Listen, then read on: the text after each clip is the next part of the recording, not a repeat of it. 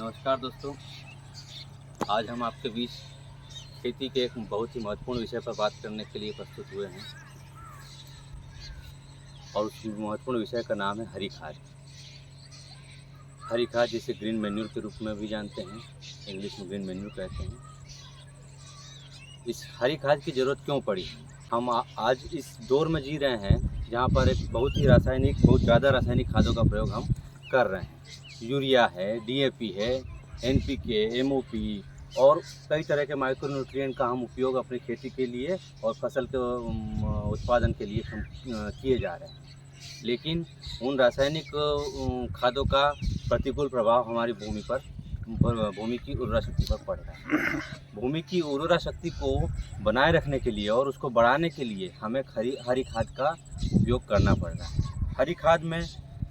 हरी खाद मतलब green manure के लिए हमें क्या करना है?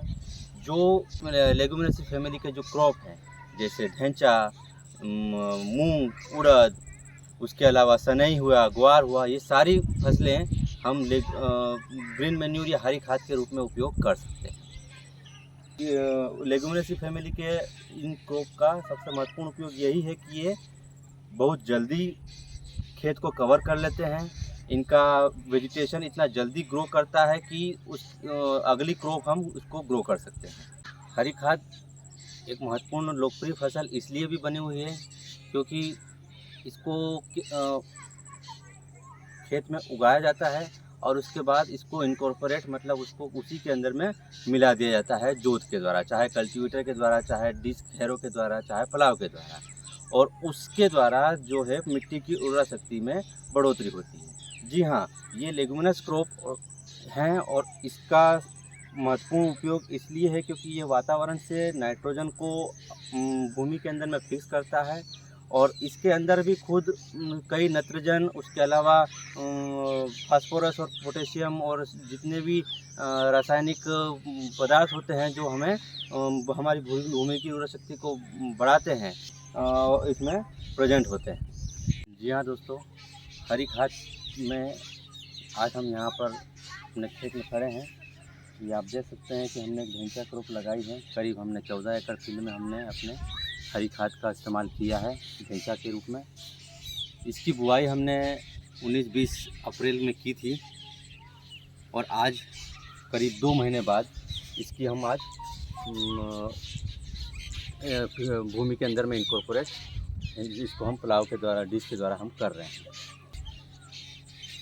ढेंचा का सीड रेट अगर हमें हरी खाद के रूप में करना है तो करीब 20 kg पर एकड़ सीड रेट का उपयोग किया जाता है, और अगर हमें इसको सीड के रूप में इस्तेमाल करना है तो उसके लिए हमें 8 से 10 kg पर एकड़ सीड की ज़रूरत रहती है। बुआई का समय इसका सबसे महत्वपूर्ण है क्योंकि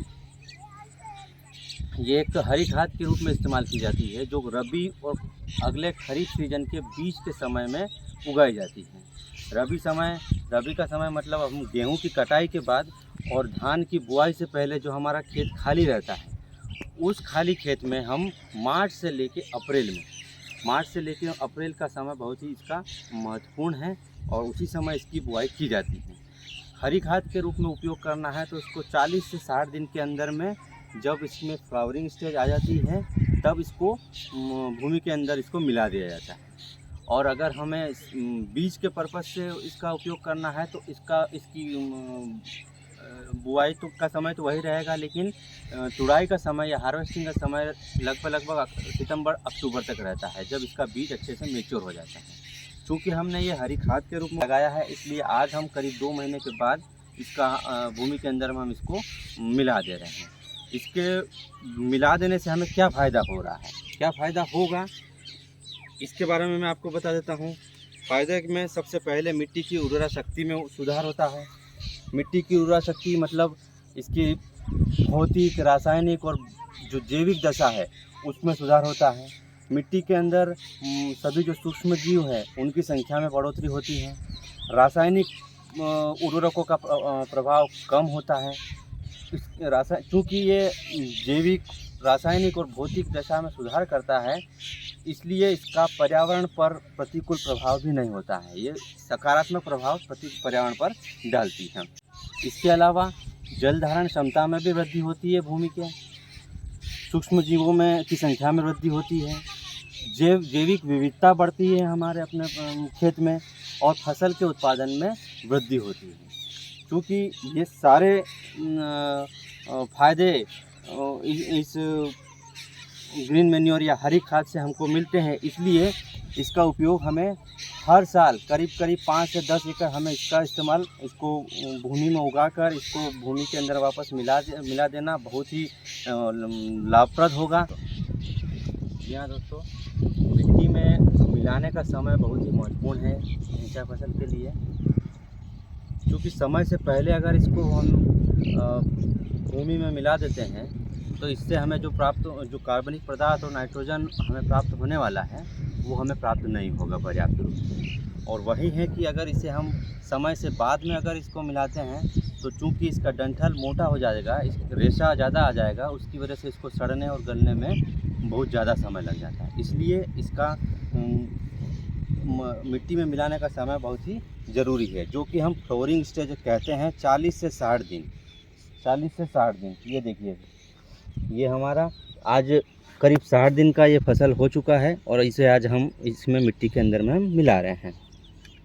तापमान और अधिक वर्षा इसके सड़ने और गलने की प्रक्रिया में बहुत ज़्यादा ही महत्वपूर्ण भूमिका निभाते हैं, क्योंकि अधिक तापमान होगा और अधिक बारिश होगी तो ये मिट्टी के अंदर में अच्छे से मिल जाएगा और सड़ने और गलने की प्रक्रिया में बढ़ोतरी होगी और बहुत ही जल्दी हमें इसका सकारात्मक प्रभाव हमारी भूमि को मिलने लगेगा। ये देखिए, आज हम तो अपने क्षेत्र में भूमि के अंदर में मिला रहे हैं, क्योंकि 2 महीना हो चुका है। इसकी प्रक्रिया भूमि के अंदर मिलाने की प्रक्रिया हमने आज कर दी है। ये देखिए, आज हमने इसको अपने क्षेत्र में मिला दिया है, कट कर दिया है, और बारिश के कारण और अधिक तापमान में जब बढ़ोतरी होगी तो इसके सड़ने गलने की प्रक्रिया बहुत ज़्यादा हो जाएगी। क्योंकि हमें इस फील्ड में धान फसल को लगाना है।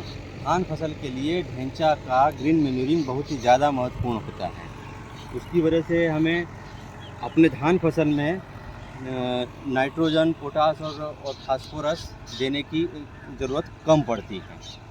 यूरिया का प्रभाव, यूरिया आजकल हम बहुत ज़्यादा उपयोग कर रहे हैं, पोटास हम ज़्यादा उपयोग कर रहे हैं और फास्फोरस हम ज़्यादा उपयोग कर रहे हैं। इन सभी के उपयोग को कम करने के लिए एक अल्टरनेट क्रॉप के रूप में हम इसका इस्तेमाल करते हैं और इसका इस्तेमाल बहुत ही ज़रूरी है। मेरा आप सभी से निवेदन है कि प्रतिवर्ष ज़्यादा नहीं तो कम से कम 1 एकड़ से लेके 5 एकड़ के खेत में अपना हरी खाद के रूप में ढेंचा या मूंग या उड़द या सनई किसी भी लेगुमिनस क्रॉप का उपयोग ज़रूरी है और आपके भूमि की उर्वरा शक्ति को बनाए रखने के लिए इसका इस्तेमाल बहुत ज़रूरी है। हम आगे आपसे फिर और दूसरे महत्वपूर्ण विषय पर बात करने के लिए प्रस्तुत होंगे। धन्यवाद, नमस्कार।